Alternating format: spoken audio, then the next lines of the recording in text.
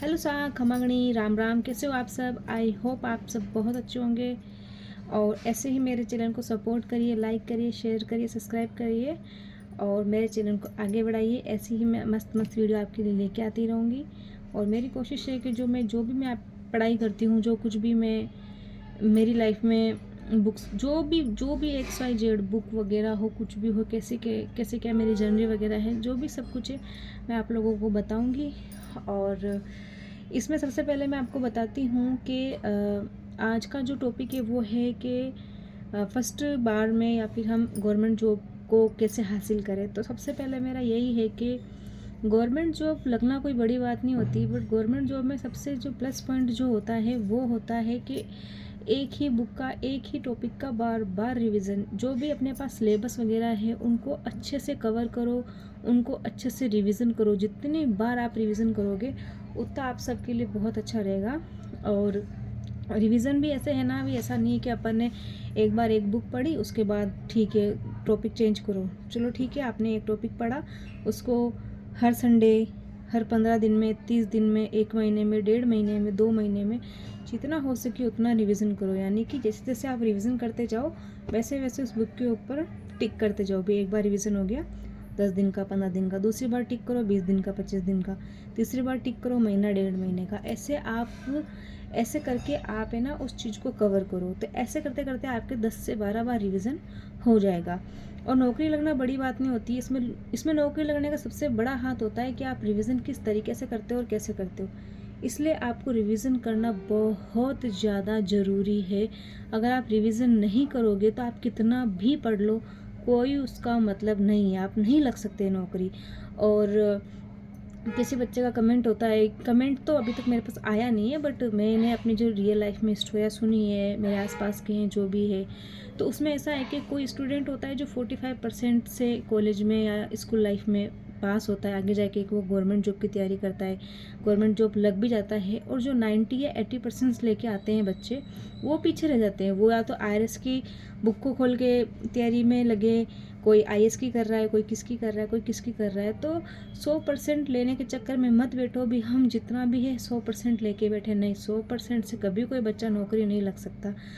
अपन को ज्ञान इतना लेना है कि नौकरी पा सके। और जो भी अभी रेट का एग्ज़ाम है या जिसका भी है, उसकी मेरिट 65-70%, 65 खींच के मान लो आप, इससे ज़्यादा आगे मेरिट जाती ही नहीं है। तो यही है कि 210 प्लस 215 या एवरेज 200 प्लस तो नंबर अपने पास आने ही आने चाहिए। इतना बहुत है, ज़्यादा पढ़ने की कोई ज़रूरत नहीं। ज़्यादा पढ़ने से ये अपन होता है ना, भी अपन बुक्स लेके आए तो 100% कवर कर ले, दूसरी बुक में कुछ 5% एक्स्ट्रा मिल गया तो अपन बोलते हैं नहीं यार ये बुक सही नहीं है, वो बुक सही है। ऐसा कुछ नहीं है, जो बुक अपने पास है वो बेस्ट है।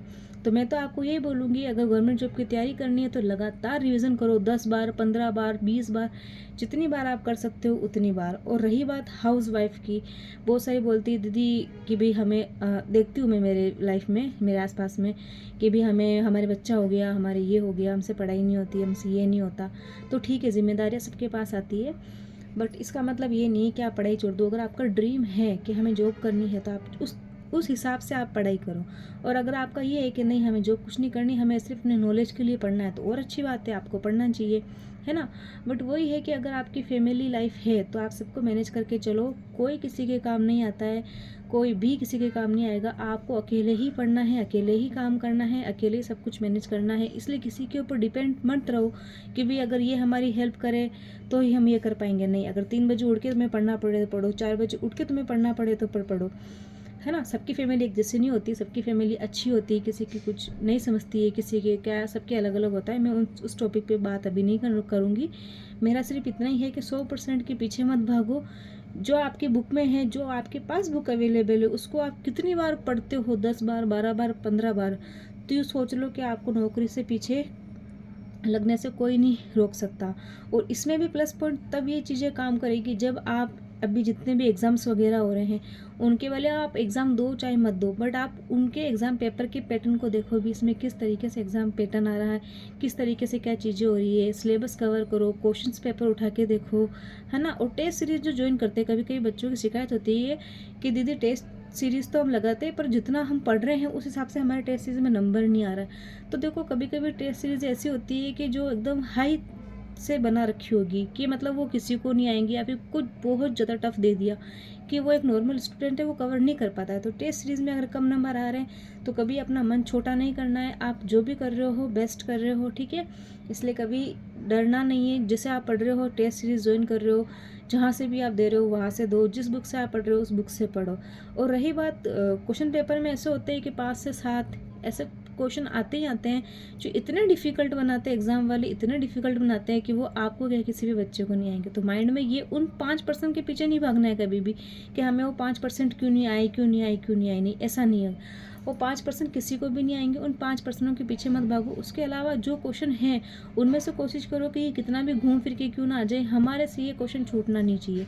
सिर्फ इतना सा ही है। इस वीडियो में मैं इतनी सी बनाऊंगी, यही कहूँगी कि बार बार रिवीजन करो, बार बार रिवीजन करो, इसके आगे और कुछ नहीं। जो बुक है आपके पास बेस्ट है। लास्ट में जो बुक है उसको 15 से 20 बार, जितनी बार आप पढ़ सको। आप सोच रहे हो रीड करी कि जनवरी फरवरी में आएगी, अभी बहुत टाइम है, नहीं, बहुत टाइम बिल्कुल भी नहीं है। ये टाइम इतना फास्ट निकलेगा, इतना फास्ट निकलेगा कि आपको पता भी नहीं चलेगा। और जो रेत की जो मुट्ठी भरी हुई होगी ना, वो ऐसे सर्र करके ऐसे निकल जाएगी नीचे, आपको पता भी नहीं चलेगा कि टाइम कब भग गया। इस वजह से टाइम को मत देखो, जनवरी अभी इतने महीने पड़े, ये पड़े, नई दिवाली आ जाएगी, राखी अभी आ रही है, ऐसे फेस्टिवल आते रहेंगे, टाइम ऐसे ही निकल जाएगा, कुछ पता नहीं चलेगा। इसलिए अभी आपके पास जो समय है उस समय को अच्छे से उपयोग करो, अच्छे से पढ़ाई करो, अच्छे से रिवीजन करो। कोशिश करो कि 2 से 3 महीने में हम हमारा कोर्स कंप्लीट कर लें। अगर आप ऑनलाइन ले रहे हो, ऑफलाइन ले रहे हो, या बुक्स को पढ़ रहे हो, कवर करो, नोट्स बनाओ, है ना। और अगर मेरी टिप्स है, अगर नोट्स आप उसी चीज़ों को बनाओ जिसमें आपको लगे कि ना तो मैं बुक्स खरीद सकता हूँ, ना मैं ऑनलाइन क्लासे बार बार देख सकता हूँ, तो उसका आप नोट्स बनाओ। बाकी अगर आपके पास जो बुक है आप उस बुक को पढ़ो, उस बुक की जो टॉपिक है उस टॉपिक की क्लासें लो, और उस क्लास में क्या एक्स्ट्रा अपन को चीज़ें मिल रही है, जो बुक आपके पास है उस बुक में वो ऊपर स्टिकी नोट से उसको नोट्स बना के चिपका दो, ताकि वो सारा मैटर एक जगह हो जाए, आपको बुक को भी अलग पढ़ने की ज़रूरत ना पड़े और नोट्स बनाने की भी अलग ज़रूरत ना पड़े। इसलिए नोट्स के पीछे मत भागो। मैं कभी भी किसी भी बच्चे को ये नहीं बोलती कि नोट्स बनाओ। हाँ, नोट्स उसी चीज़ों को बनाओ जिसको लगता है आपको कि मैं इसकी बुक्स भी नहीं खरीद सकता, या मैं ख़रीदना नहीं चाहता, मैं सिर्फ ऑनलाइन क्लासेस देखना चाहता हूँ, तो ऑनलाइन क्लासेस देखो, आप उसके नोट्स बनाओ, तो वो ठीक है। बट अगर आपके पास बुक भी, या बुक के पीछे भी भाग रहे हो, आप ऑनलाइन कोर्स ले रखा है उसके पीछे भी भाग रहे हो, आप यूट्यूब पर भी भाग रहे हो, तो यकीन मानो आप कहीं के भी नहीं रहोगे। हाँ, अगर इसका फ़ायदा उठाना है तो अच्छे तरीके से उठाओ, बुक को पढ़ो, बुक का जो टॉपिक है उसी टॉपिक की यूट्यूब पे वीडियो देखो, और उस जो यूट्यूब पे जो आप वीडियो देखोगे ना, उस टॉपिक के अंदर आपको क्या चीज़ें एक्स्ट्रा मिल रही है, उन एक्स्ट्रा चीज़ों को आप उस बुक में नोट करो। नोट करने के बाद आपके जो भी बाद में आप उसको अच्छे से अपना कवर कर सकते हो। तो इससे 3 बेनिफिट क्या होंगे, बुक का बुक रहेगी, नोट्स के नोट्स बन जाएंगे। तो उस एक ही बुक को आपको पढ़ना पड़ेगा, बुक्स और नोटबुक, है ना, सॉरी, बुक और अपने आपके जो नोट्स है उनको अलग अलग नहीं पढ़ना पड़ेगा। इसलिए मैं तो यही कहूँगी कि आप बुक के अंदर ही अपने जो भी आपको एक्स्ट्रा मैटर मिलता है आप उसमें ही चिपकाए, उस बुक को ही पढ़े 10 से 15 बार। उस बुक की ऐसी कंडीशन कर दो कि कोई अगर गलती से देख लें तो उसको लगे अरे भाई ये क्या कर रखा है तूने, तो नहीं, ये क्या कर रखा है आगे। वो कहते हैं ना कि इंसान की जो नेचर होता है वो उसके मतलब हाल चाल से, चाल ढाल से, इनसे पता चल जाता है। तो वैसे ही बुक की कंडीशन देख के किसी भी स्टूडेंट का मतलब किसी भी स्टूडेंट का जो भी नज़रिया है या किस तरीके से पढ़ाई कर रहा है वो कंडीशन पता चल जाती है। इसलिए मैं ये नहीं कहती बुक को ख़राब करो, पर अगर आप अपना भविष्य संवारने के लिए अगर बुक में हाईलाइटर का यूज़ भी कर रहे हो, बोले वो कितनी गंदी बुक क्यों ना हो गई हो, पर अगर आपको उसमें से रिजल्ट अगर आप दे रहे हो 99% अगर आपका रिजल्ट उससे बन रहा है, तो इससे बेस्ट बात कोई हो ही नहीं सकती। इसलिए मैं इतना ही कहूँगी कि मेरे जैसे जो भी स्टूडेंट है जो पढ़ाई करे, जिसका सपना है गवर्नमेंट जॉब का, तो मेरे से जुड़े रहे, मेरे चैनल को लाइक करें, शेयर करें। ऐसी मोटिवेशन वीडियो और स्टडी की वीडियो मैं छोटी छोटी लेके आती रहूँगी, और मुझे सपोर्ट करें। खम मांगने से राम राम।